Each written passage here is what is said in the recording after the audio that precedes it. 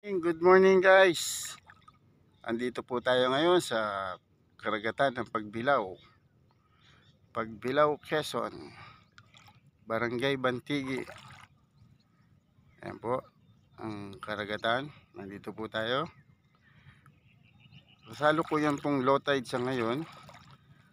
Tayo po ay naglakad mula dun sa Pampang hanggang dito dahil wala pong tubig dun sa Pampang. Ito po, nilakad po natin. Ayan po guys. Wala pa pong tubig sa Pampang.